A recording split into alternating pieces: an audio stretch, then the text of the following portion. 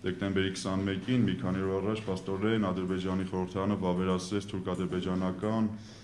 այդ ռազմավարական գործընկերության փոխադարձ օգնության մասին համաձայնագիրը։ Համաձայնագիրը այս ստորագրվեց օգոստոսի 16-ին, երբ Բաքվում, երբ Թուրքիայի նախագահը գտնվում էր այնտեղ։ Սա ռազմավարական գործընկերության մի համաձայնագիր է, սա երկկողմ թուրք-ադրբեջանական ռազմական դաշինքի ձևավորման իրավական փաստաթուղթ է։ Ադրբեջանը նույնիսկ այնպիսի օրասական պահին, ինչպես ասենք 92-93 թվականներն էր, նույնիսկ այդ պահին Ադրբեջանը չէր համարձակվում նման պայմանագիր կնքել իր ավագ գործընկերոջ հետ, իսկ նկրտումները ինձ թվում է չեն փոխվել։ Թուրքիան այն ժամանակ էլ այժմ էլ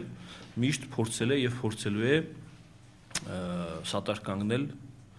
Ադրբեջանին։ Վստահ եմ, որ տեսանելի ապագայում այնուամենայնիվ այդ դաշնակցությունը թուրք-ադրբեջանական չի հանգեցնի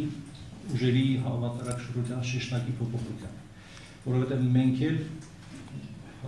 տարածաշրջանային զարգացումներին հակազդում ենք ուրեմն adekvat կերպով եւ բալանսը կարծում ենք պահպանի։ Սա շատ կարեւոր է, ինչու որովհետեւ պատերազմի վերսկսում